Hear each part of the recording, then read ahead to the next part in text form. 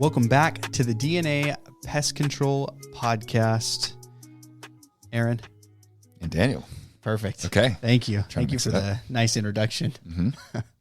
So today is always one of our favorites. Having a pest guest is a highlight of doing, the podcast. Sure. Apart from giving back information and things that we've learned from going to different programs, different classes, but always bringing on a whole new and different perspective from a different part of the world in some cases, and even in the States here, from a different state. It's always nice to have a different pest guest come on and bring their perspective to the mix. That's when I learn a lot. I take a lot from that. So who is it today, Aaron? Great. We have Casey Roberts, 7 years in the industry, wears a ton of different hats, which we'll kind of go over as the episode goes on. But Casey, can you hear us? Yes, loud and clear. Very good. Thank you again for taking the time to come on the show. We love having the pest guests and connecting. One of the first questions we always ask is, you yourself, how did you get in the industry? Because it's always something crazy. It was just a stroke of luck, actually, because I moved from Cocoa Beach, Florida to Dauphin Island, Alabama. And it was a last minute thing, kind of. And I was ending a relationship in Florida and wanted a new start. So I came out here and I met a guy from Cook's Pest Control doing a builder conversion at my dad's house, basically. And asked him how he liked the job, told him I was looking to get into something different, was in the mortgage business, and then got a couple of offers from different industries, and I chose to go with the pest control one because it seemed like it had the best benefits, freedom, vehicle, all sorts of different perks that were good for me at the time. And one thing led to another, and I just fell in love with the business. And how long ago was that? That was 7 years ago. That was August of 2017. So 6.8 years ago, basically. Wow. Coming up on my anniversary in the industry. There we go. Okay. Congratulations. That's a good amount of time. What have you liked most about it? I mean, you've been in it. I know why you got into it, but now why have you stayed? The best thing about this industry is just the freedom and the amount of creativity that you can experience. It's not like regular jobs where you sometimes you have to punch in, sometimes you don't, sometimes you start from the house, but in general, you can do what you have to do. And if you're competent and if you are serious about your job, you can elevate yourself in this industry extremely quickly.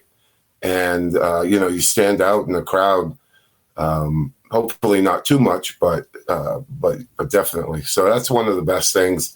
And then the creativity part or the creative aspect of this industry is, you always have to, nothing is like the same every single time you go somewhere. It's always a little different. There's always something extra to take into consideration or game plan for. And it's every day is like being in like a murder mystery. Like, okay, let's follow the clues. Let's go here. Let's talk to this person. Let's look at this house. And, it's just, it's very exciting for me. Oh yeah. I love that. Yeah, no. And I agree with you 100%. I mean, everyone has their own little reasons why they got into it, whether it was just by sheer luck, a fluke, whatever.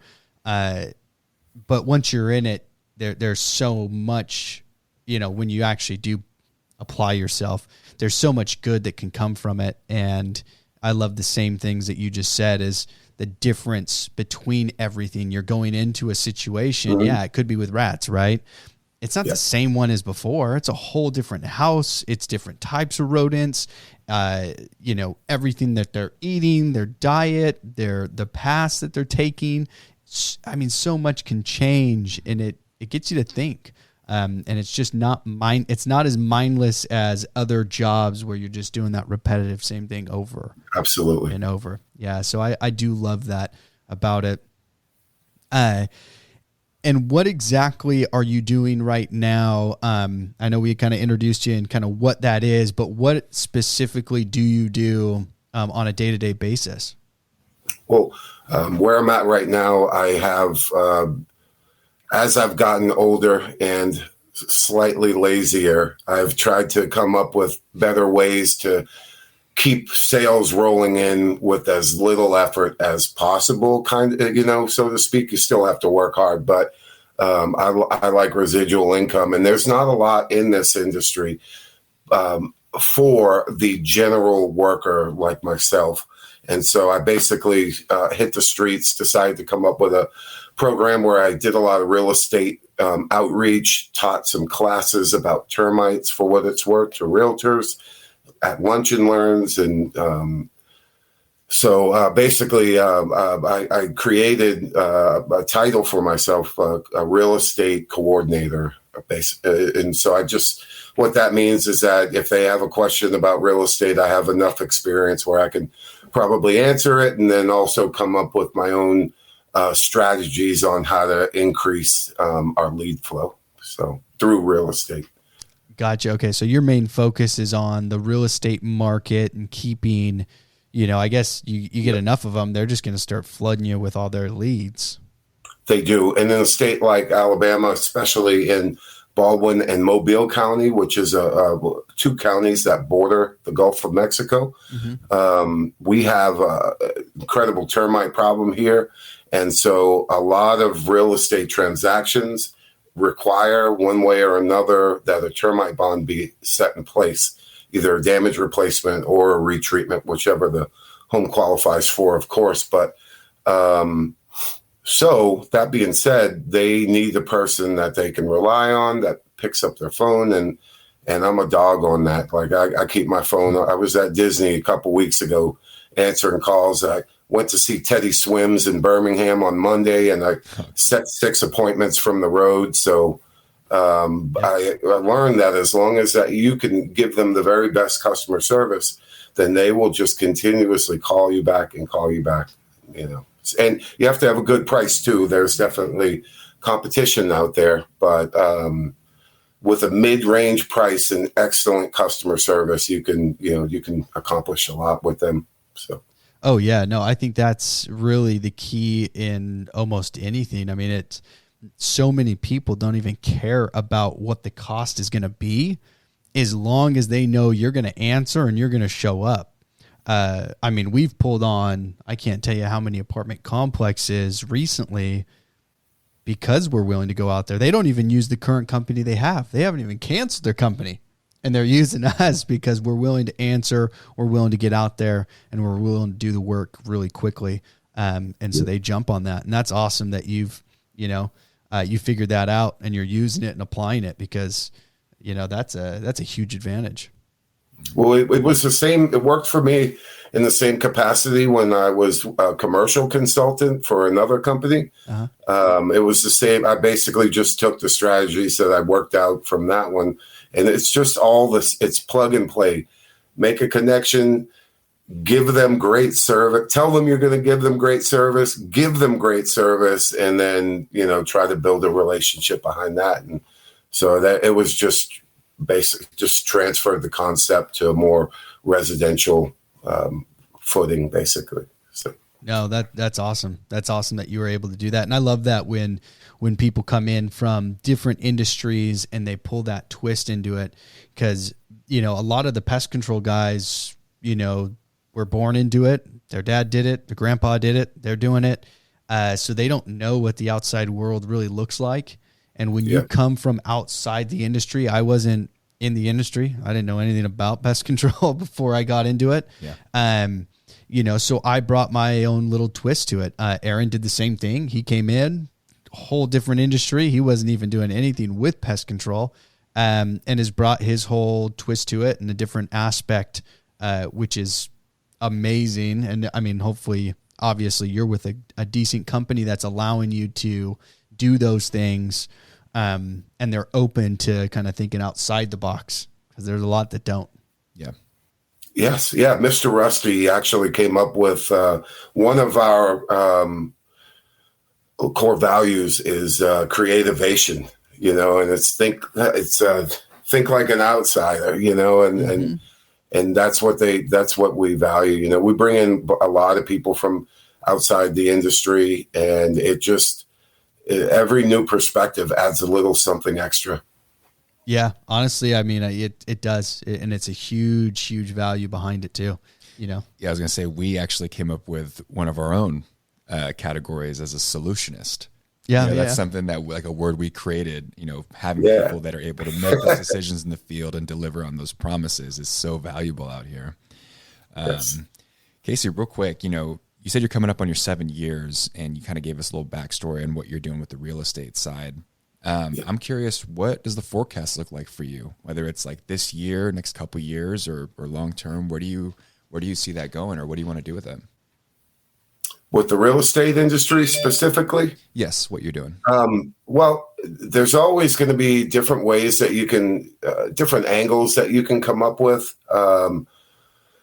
So I would love to expand upon that, build my reputation. My reputation is literally the only thing that I have right now. And and that's a value for me. That's a value for the company I'm with. And I fight very hard to maintain that. Even sometimes, maybe get a little too passionate at the office or whatnot. But I have a really great supportive staff around me, not only coworkers, but managers as well. And, I'd like to expand to be the only person that all real estate agents call. I know that's a little maybe excessive, but if I fall just a little short of that, then I'll be successful. So, but other than that, just coming up with new ideas. Yesterday, I tried a new idea. I asked the real estate broker, hey, if I gave you a WIR, even though you don't need one, would that help you maybe sell the home?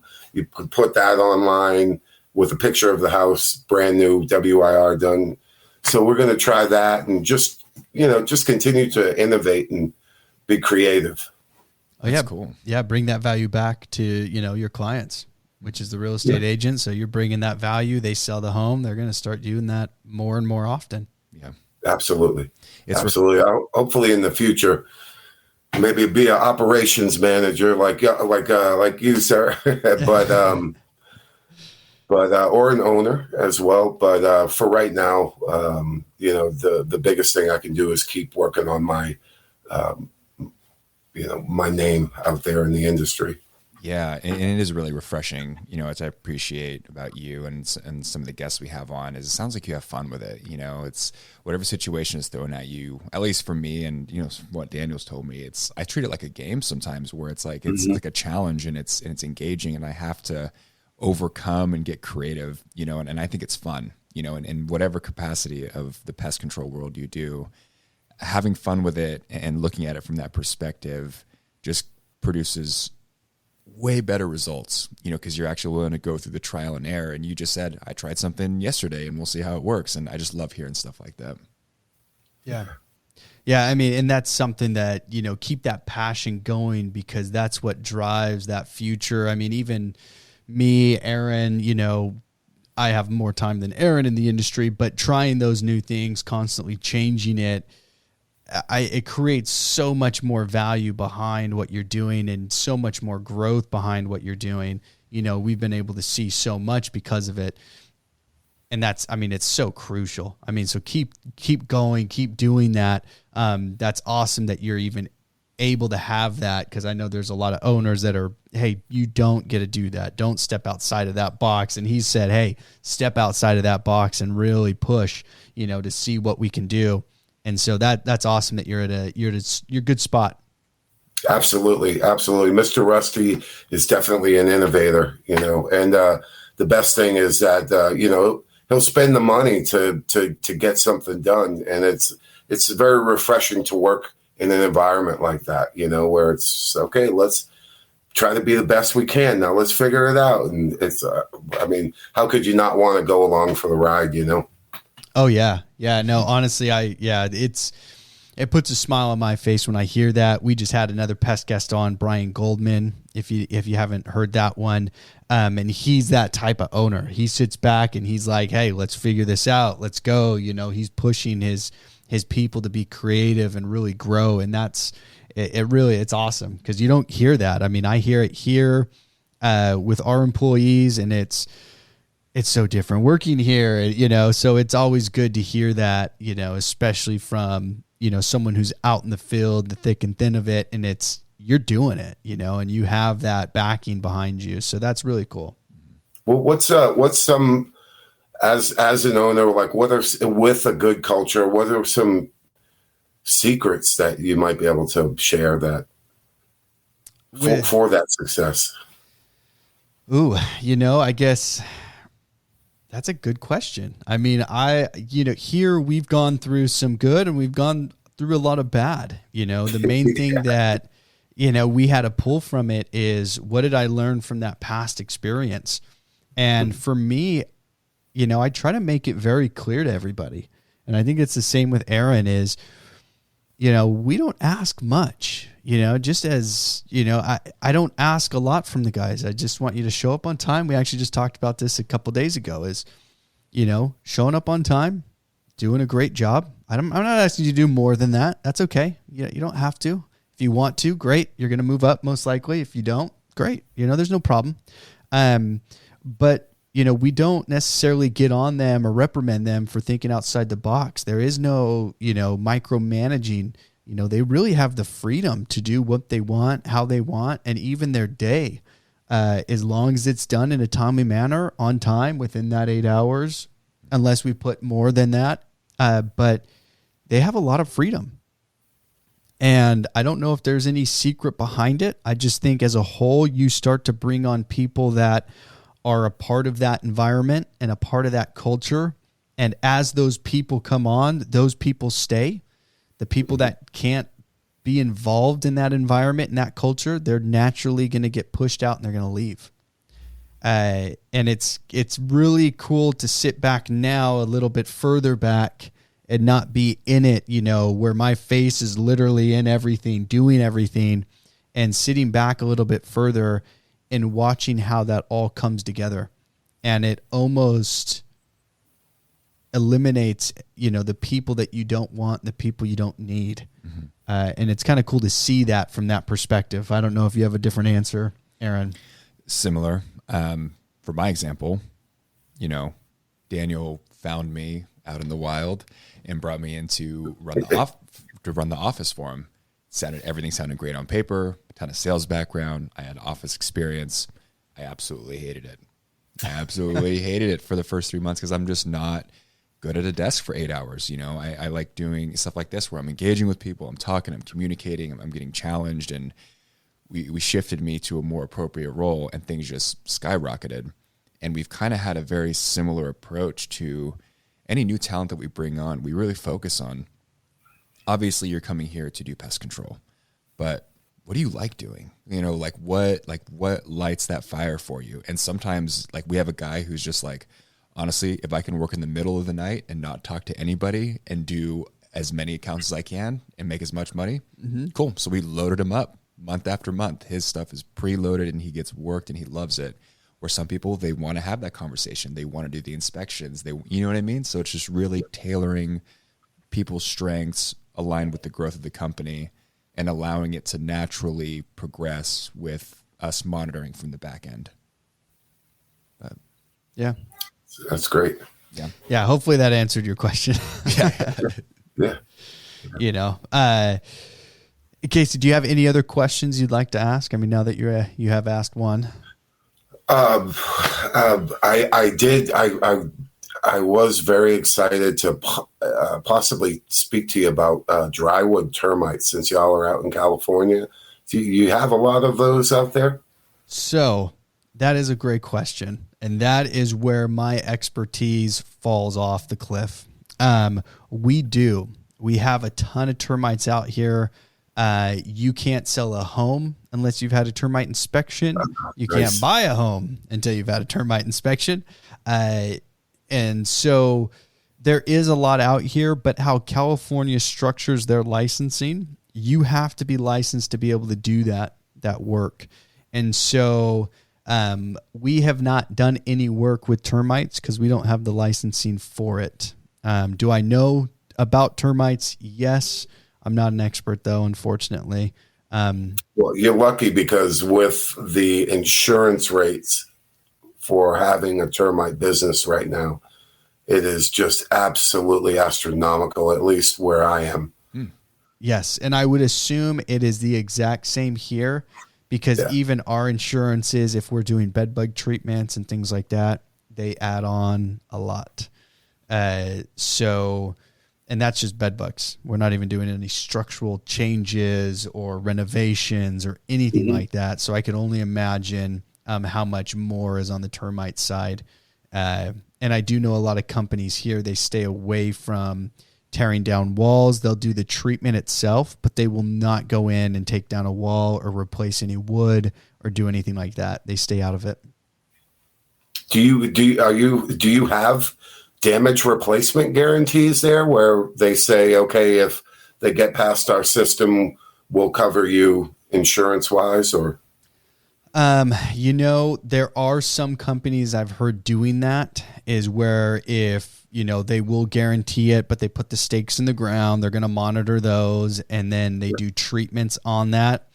But I don't know all the little details. I wish I knew more about the termite side. It is something we have been looking into very seriously recently, and want to get into actually. So we will be getting in and dabbling into that. And once I jump into it, hopefully I'll learn as much as I can. I'm usually a sponge at that point, and I just soak up everything I possibly can, find. And I go into classes and I go to everything. So hopefully soon I'll be in that.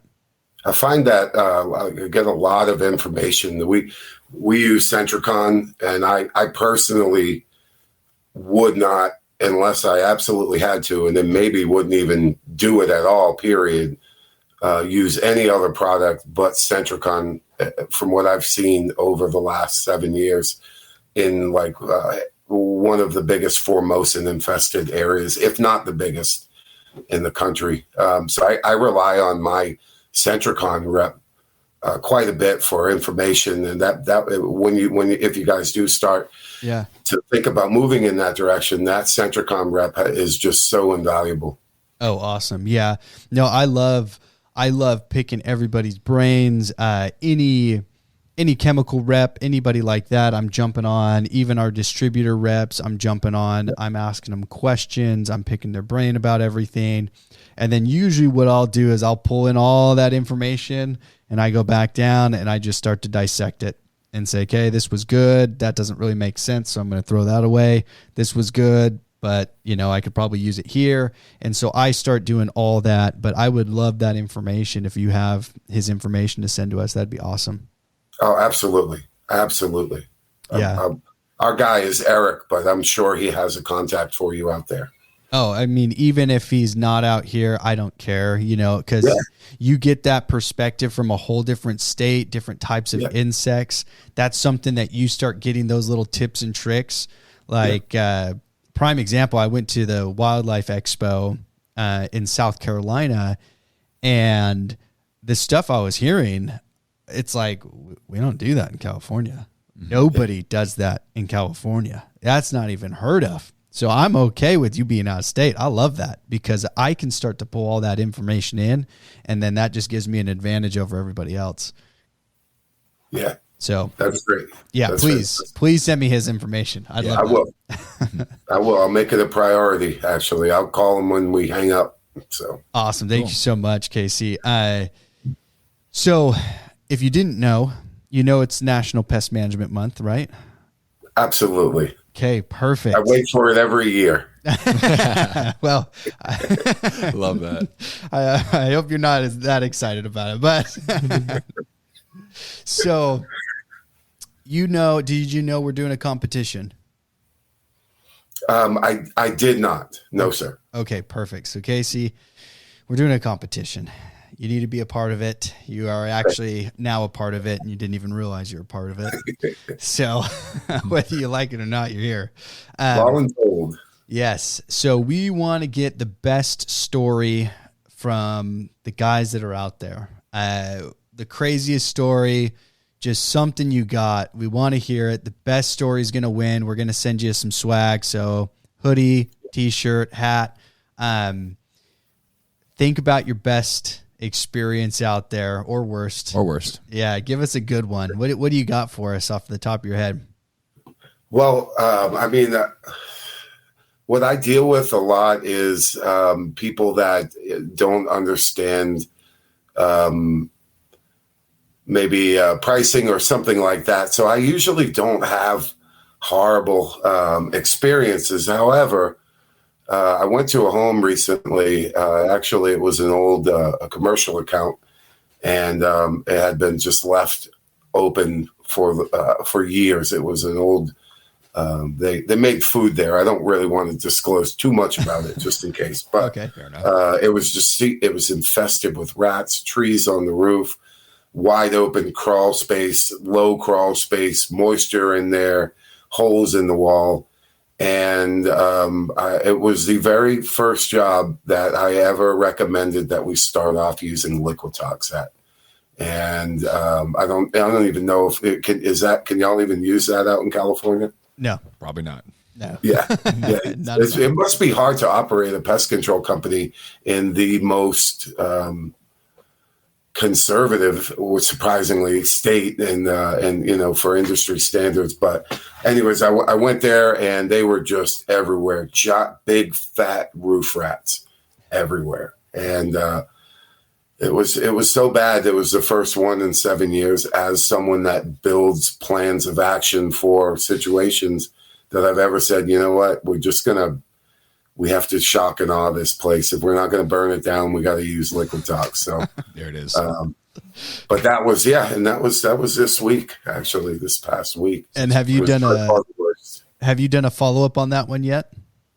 It was Friday. It was yesterday. Ooh. So Casey, we are just about to get started, but I offered to bring my dog because we hunt rats at night for fun, around chicken coops and all of that. And, okay. Oh, cool. But the lady said that she had distributed 3.5 pounds of rodenticide, and obviously when I got there, it was not secured. So it was it was pretty rough. But we're going to help her out. We're going to get her squared away. Yeah, no, you know what? I'm going to follow up with you on Monday then, or Tuesday or Wednesday. I'll send you an email. I want to know how many dead rats you get. Well, I pulled one out as I was leaving. Oh, okay. Not bad. That must have achieved its toxicity level from her Walmart stuff. But yeah. Oh man, that is, and you know what? I'll hit on it real quick. You mentioned it. It's very interesting to have a ton of restrictions added on and run a company out here. But I will say, Casey, it keeps you on your toes. Mm-hmm. It keeps you very creative. And it also makes you secretive in some cases, because you're going to do stuff that they may not necessarily like, but there is no way other way around it. Sure. No one's probably willing to say that out loud, but I don't really care. So I know they're doing it and everyone's doing it, but you do have to get more creative out here. And I'll add a little story on how conservative some people are. And I haven't even told Erin this story yet because it happened yesterday.